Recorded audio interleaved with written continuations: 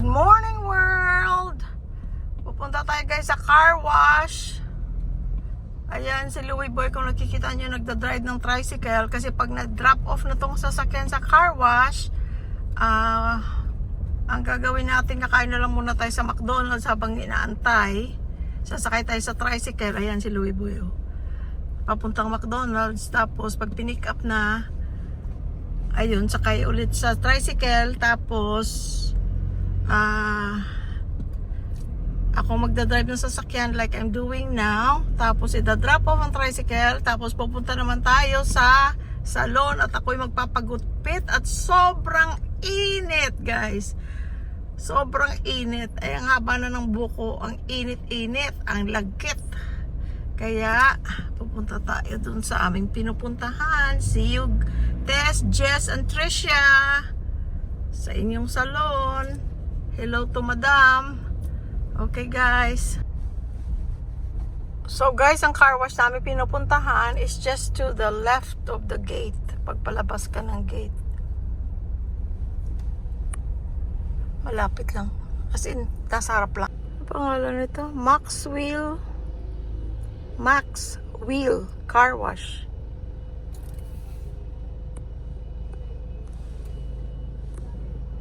So, nandito na tayo guys sa McDo. Antay natin ating chicken and rice. Lunch na to. Tapos, hindi na, akala ko, pipikapin natin sa sakyan. Tapos, ito-drop off ang motor. Hindi pala. Ang gagawin pala natin, diretso na sa parlor. From here. Tricycle lang tayo.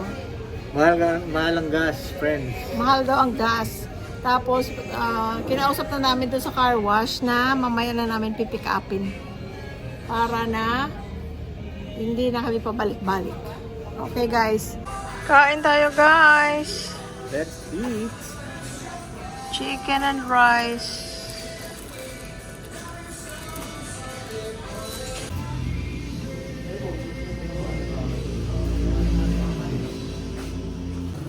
Ayan na guys, nagpagupit na siya. Friends, oh, pagupit na ako. Kaya kung saan ako napupunta yung barbero. Ito, nandito naman ako, oh. Tingnan nyo. Ayan. City Barbers. Dito na kami guys, nantay namin sa sasakyan. Tingnan nyo guys kung gaano kalapit. Ayan lang gate, oh. Ang lapit-lapit. Paglabas mismo ng gate. Oo. Ayan ang ating tricycle. Siya nakapagpagupit na, ako hindi pa. Bilis, ano? Sabi ko sa inyo, no? Bilis, ano? Kaya sabi ko kung saan man ako makapagpagupit dahil talaga wala pa akong nakikita ng ano eh. Yung bang permanente, ang hirap humanap, friends. Ito, hopefully, baka dito na ako palagi. Gusto niya kasi si Tay. Nandun sa San Bernardino si Tay. Kailangan niya ng plane ticket para makapagpagupit kay Tay. Hindi, teka muna. Hindi ko pala nakikita. Maganda. Okay. Friends, okay. Bakit parang kilala ka niya? Alam mo naman, basta marunong ka makisama, kilala ka. Hindi, tsaka nakapagpagupit na rin ako doon eh. Noon, nakapagpagupit na rin ako dyan. Nung buo bagong tayo dito, lipat. Yun nga.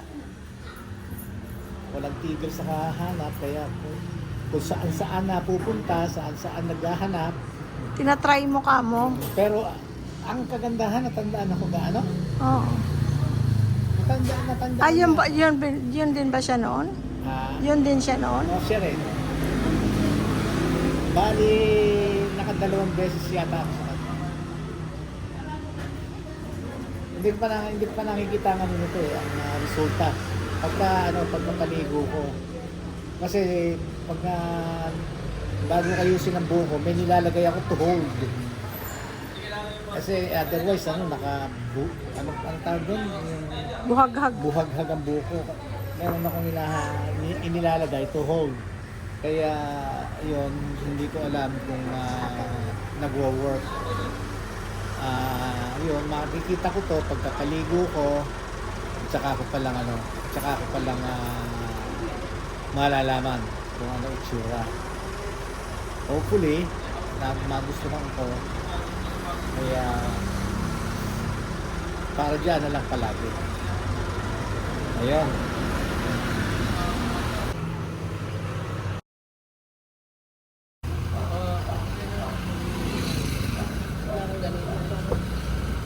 Ang linis na guys. Bango pa. Bango.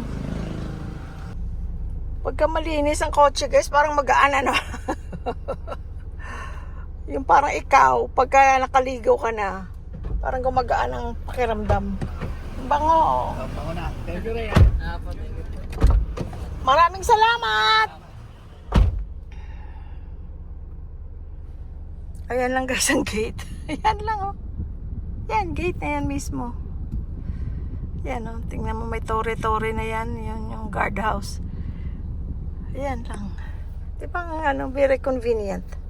May time nga na pinipick up nila sa sakyan sa bahay eh. For no extra charge. Nagbibigay lang kami sa pick up at naglilinis. Pero off siya ngayon. So pinipick up niya, ihatid niya rin. Very convenient.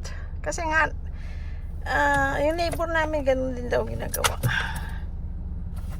So anyway, ihahatid muna natin ang sasakyan bago tayo magpunta sa pagupitan.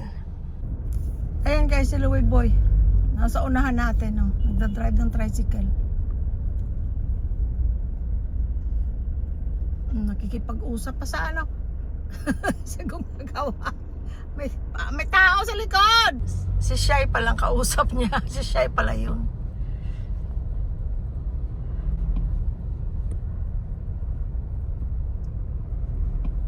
Diyan na kasi nagtatrabaho si Shai sa construction dyan.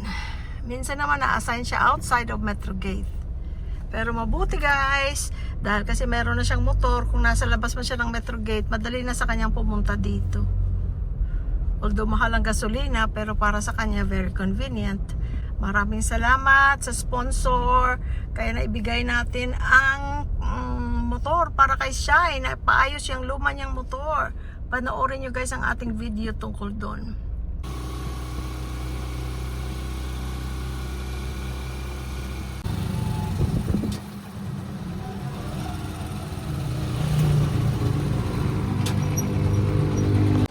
Dito na tayo guys. Grabe init, grabing init. Tao po! Ah!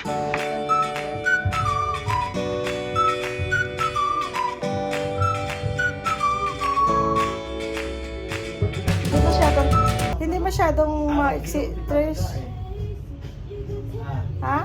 Sinablog ko dapat tapos ginusto. Hindi, okay lang may music. Parang nakikita rin ni Tricia yung nakikita siya sa Ayun, si Tricia, oh. Siya ang nag-straight ng buko.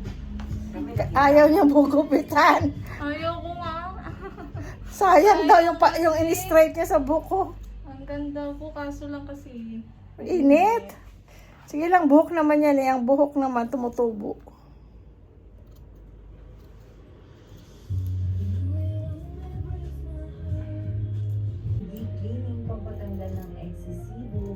Hindi, kung alam niyo bukas kayo, kasi You look na si trabaho. mama. Yehoo. Para na akong grade 1. Yung grade 1 ako ganitong buhok ko.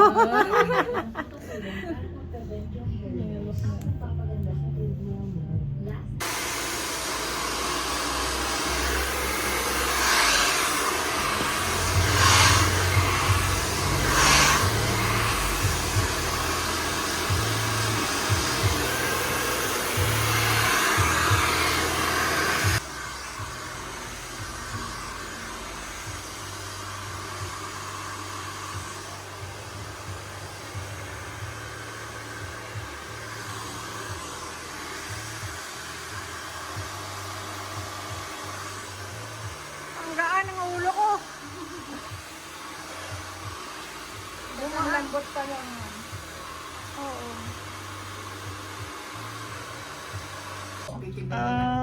Ang ganda ng buhok ko.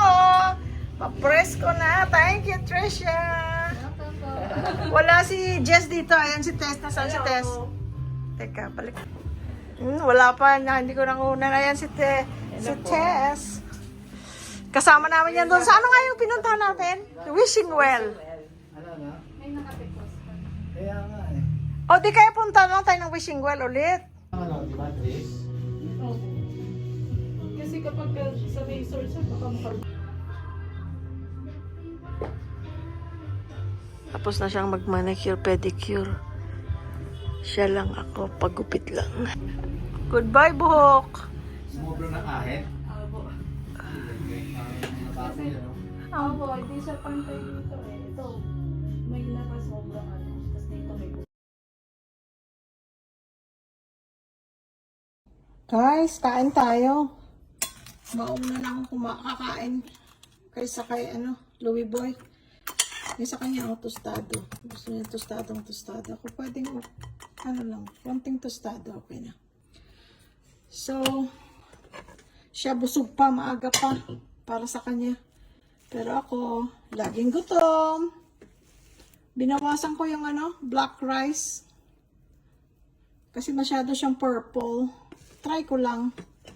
Ito, okay naman, oh. Ito, 1/4 cup. Tapos, 2 3/4 cups ng, white rice. Ay! Teka. Parang dahil ko ng kanin na ilagay. Lagyan natin ng maraming gulay. Pampahaba ng buhay. Oops. Masyadong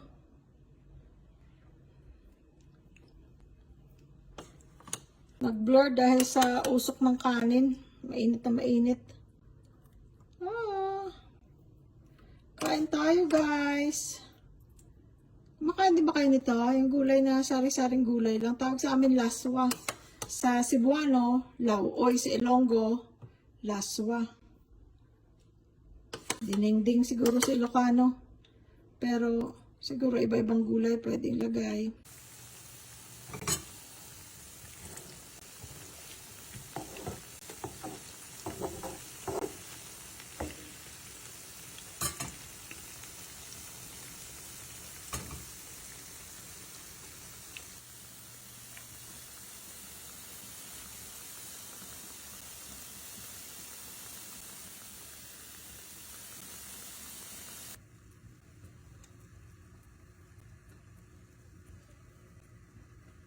Piniritong saging na hinog na hinog. Matamis na siya. Sarap. Kain tayo, guys. Ayan. Saging. Saging. Okay. Enjoy.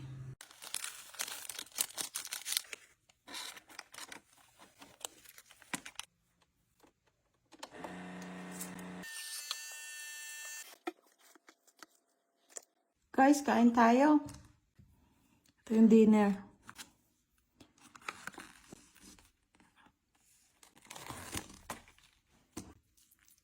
Noodles.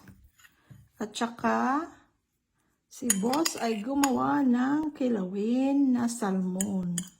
Ang salmon nakakain kong hilaw. Kasi siya, hindi ako nalalansahan at masarap ang lasa.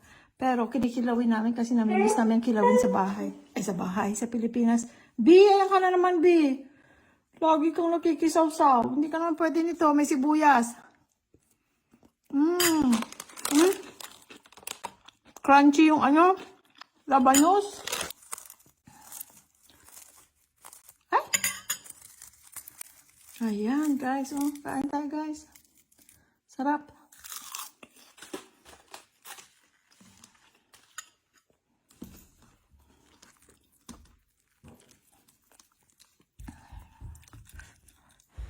Init. Init. Masarap. Kain tayo.